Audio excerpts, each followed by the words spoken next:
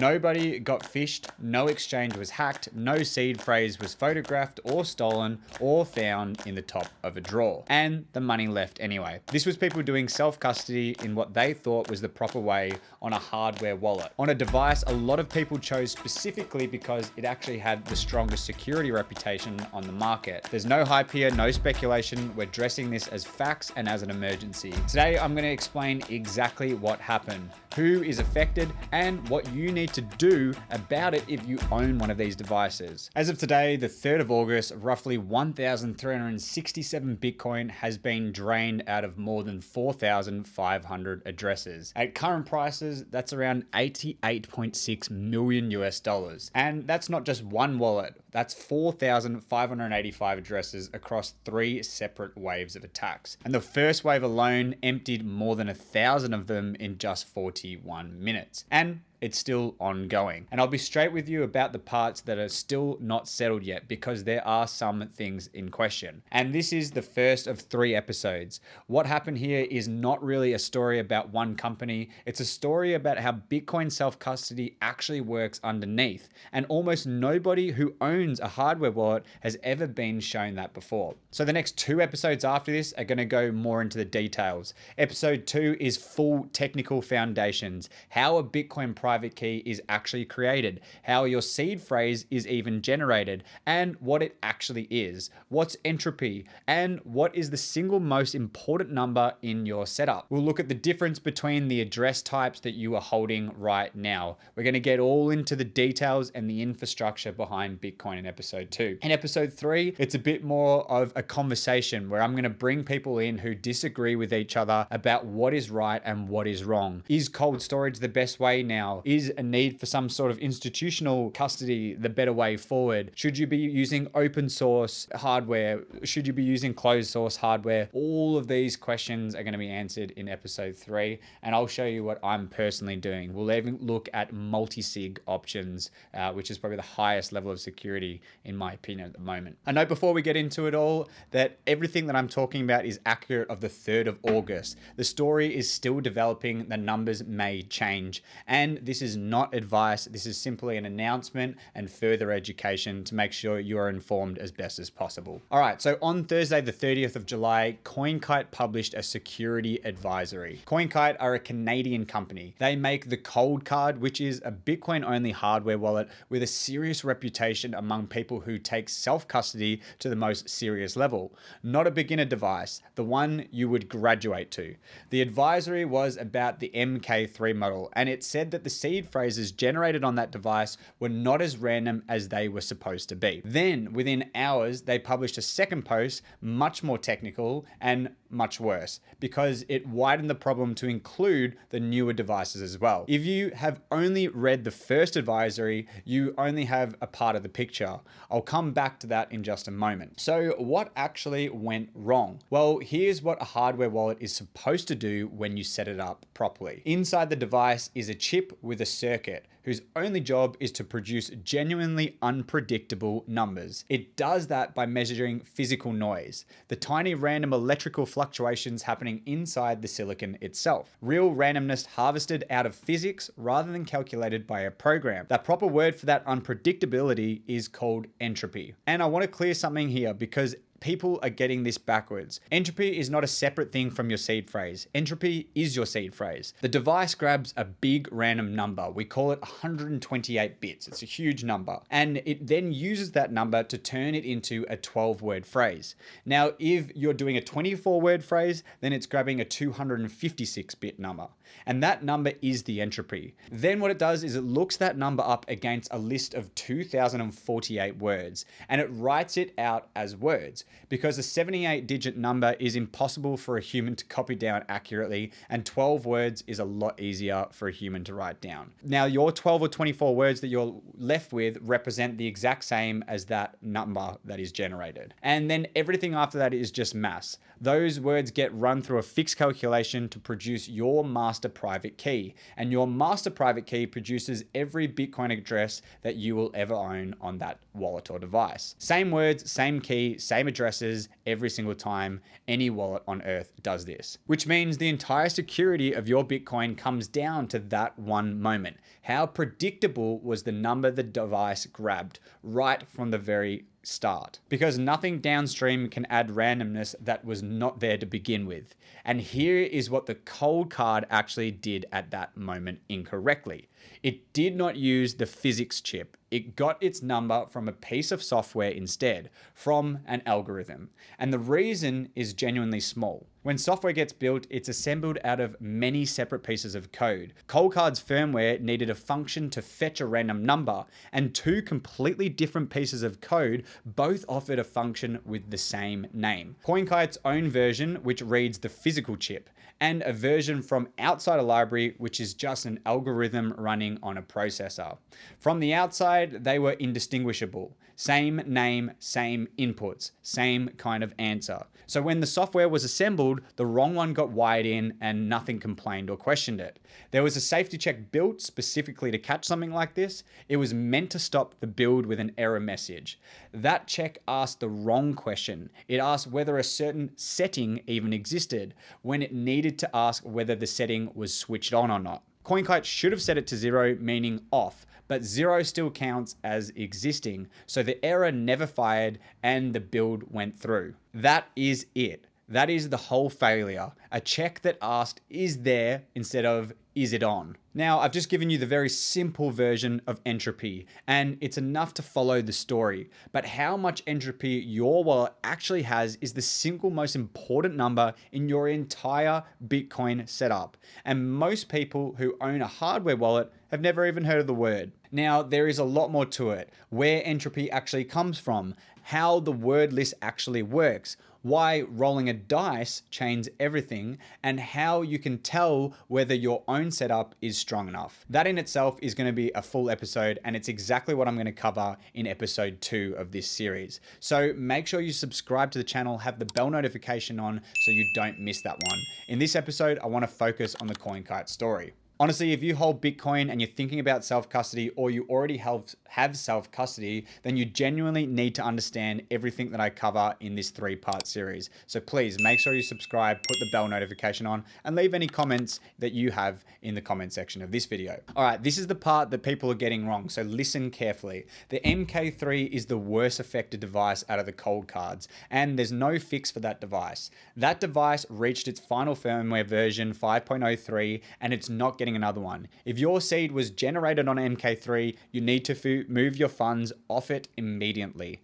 The exception, Coinkite position, is that if you've used a passphrase on your seed, your PIN, a separate word phrase, or you chose yourself, your risk is minimal. The exception to that, which is in Coinkite's position, is that if you used a passphrase on top of your seed, not your PIN, a separate word or a phrase you chose yourself, then your risk is minimal.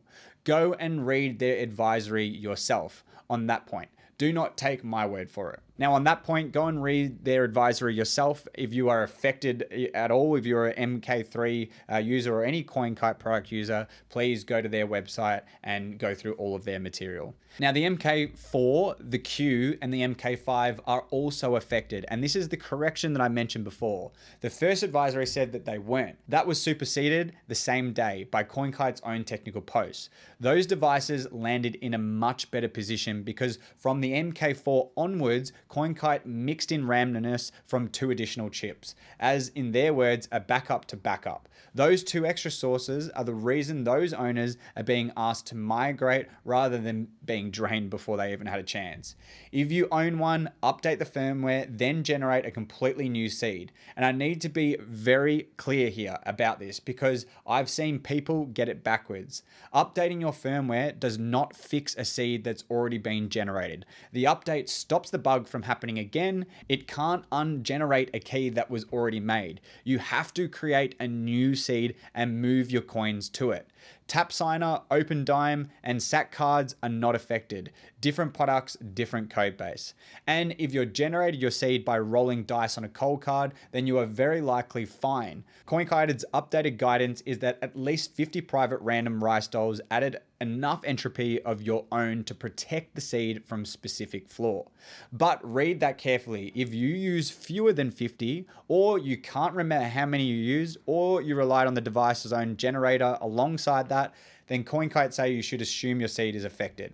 Hold that dice point though, because it becomes the single most important idea in this whole series. That dice is not a gimmick, by the way. The people who rolled dice are the people who came through this week untouched. And there is a reason for that, which goes to the heart of how self-custody actually works. I'm going to cover that in episode 2, so make sure you subscribe and put the bell notification on. Now, the money, and this has grown a lot in the last 3 days.